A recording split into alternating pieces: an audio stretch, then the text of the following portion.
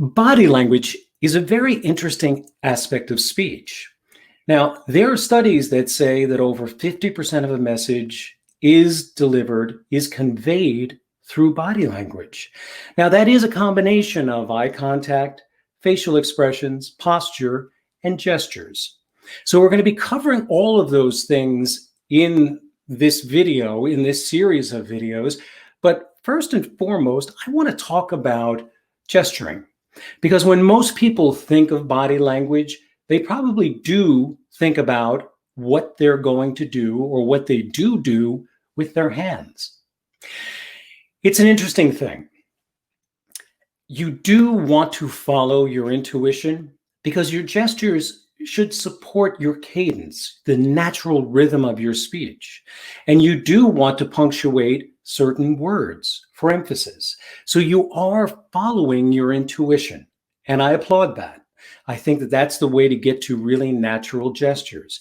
However, because you're often in the spotlight, in front of all of those eyes, you're feeling like you are, in fact, giving a speech, giving a presentation, sharing your perspective.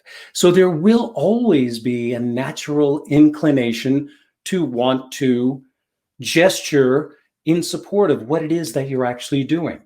So I know that you've often seen other speakers get up and they may repeat this gesture over and over.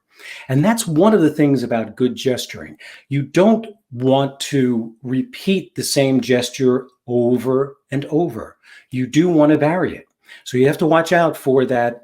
You want to resist that urge to make the gesture go like this. So look for every opportunity you have to turn your hands over. Normally a gesture in this direction would go along with negative words. Not that you're being negative, but there are times when you may be refuting a point or a common misconception, or you're just using the words no, not, never, don't, shouldn't, wouldn't, couldn't. So you get to turn your hands over. And that's an important variation from this impulse to go like this. Also bringing your hands together.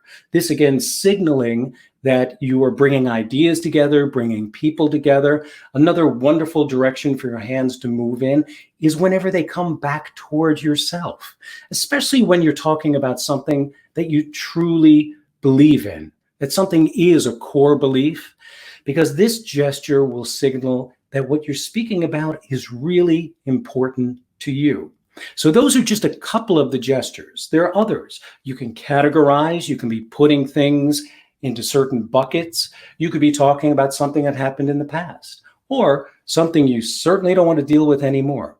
And that's the other point, that so many of these gestures can be used in many, many different ways. You get to decide where those gestures are going to punctuate the words that you're using. Now, another really important aspect of gesturing is to remember in your technique that you need to hold a gesture until the impulse for the next gesture comes along. That's something a lot of people miss because many of my clients ask, is there a default place that I can rest my hands? The problem is, as soon as you do that, you start to lose your energy and your forward momentum. So you begin by gesturing, you hold that gesture until the impulse for the next gesture comes, and you just keep flowing from one gesture to the next.